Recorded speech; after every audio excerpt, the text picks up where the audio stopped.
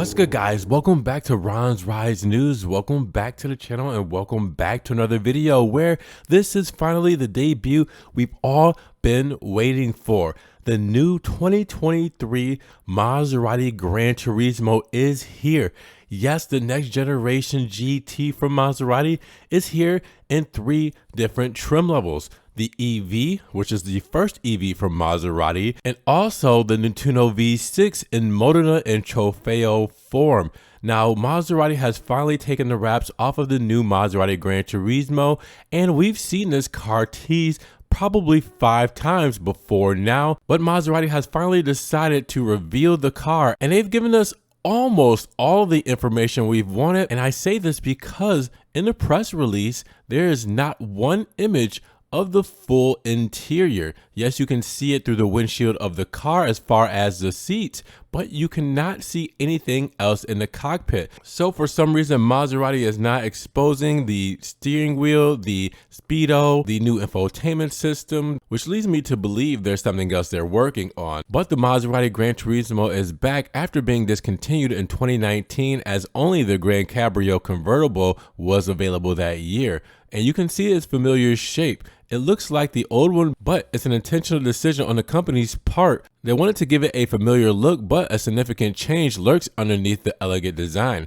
The new GT arrives with 3 electric motors and a battery pack, becoming the brand's first EV in the Folgore variant. But remember, that's not the Granturismo's only powertrain. While the new GT shares a design with the previous gen model, the two share no body panels at all. And the new GT has a long hood, a compact cabin, and a low ride height, sporting vertical oriented headlights that were introduced on the MC20 and were reintroduced on the Maserati Grecale SUV. Now, one of the car's standout styling features is the Cofango, which is a unified design part that combines the hood with the front fenders into a single element. Now, it moves the cut line from the top of the hood to the side of the vehicle, cutting into the wheel wells, and the Granturismo will launch with 6 new available exterior colors and 7 for the brake calipers, with the Maserati Fury customization program offering even more options, as we all know. Now, the new Granturismo uses the Granturismo V6 engine, which the automaker introduced in the MC20, and there's a derived version in the Grecale SUV.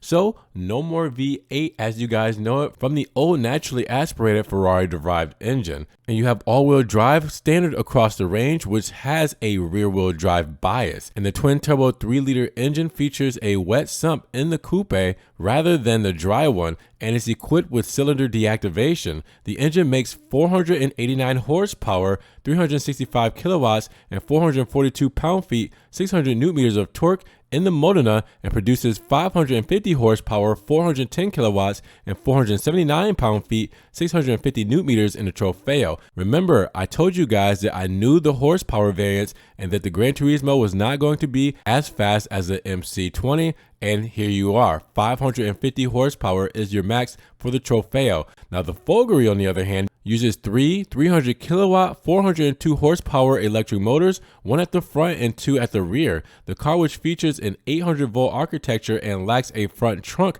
delivers 750 horsepower, 560 kilowatts, and 995 pound-feet, 1,350 newton-meters of torque, getting power from a 92.5 kilowatt hour T-bone shaped battery in the center of the vehicle, and the car can discharge 100% of the available power through the rear axle. Now, Maserati said that the Folgore can go from 0 to 62 miles per hour or 100 kilometers per hour in 2.7 seconds, and on the way to a top speed of 198 miles per hour, 328 kilometers. Now, the Trofeo has the same speed and can hit 62 in 3.5 seconds, while the Modena needs 3.9 seconds and is limited to 187 miles per hour, 302 kilometers. Now, all 3 versions feature staggered 20-inch and 21-inch wheels, with the Folgore's designed for aerodynamics, and they cut the EVCD by 7% compared to the Granturismo power versions.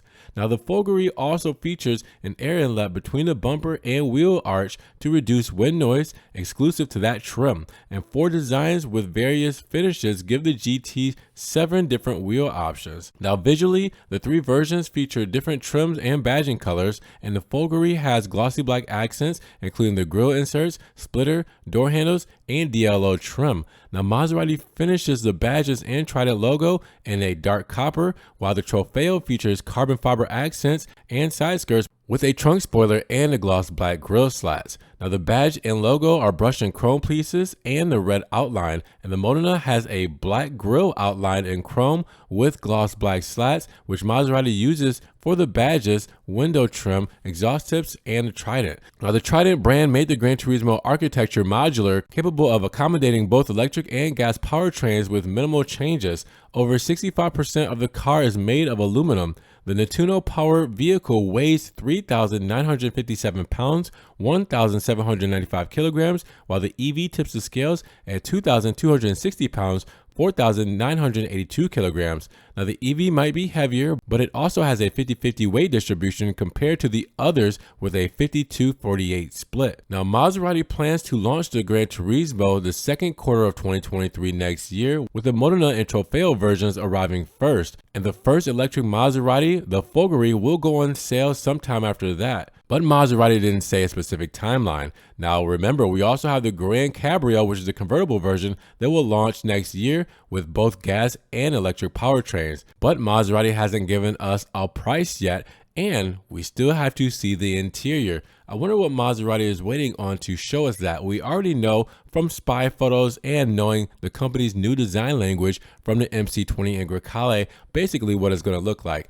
Think of the Maserati Grecale's interior and with some MC20 styling mixed in, and there's your interior for your Maserati Granturismo. But I would still like to see it for myself to see if there's anything specific to this car. So with that said, guys, here it is. Finally, after everything we've seen and seeing this car fully revealed several times, now we have it here with all the specs. Let me know, what do you guys think about the new Maserati Granturismo? And what do you guys think about the 3 different engine options between the Folgore EV version, the Modena trim, and the Trofeo?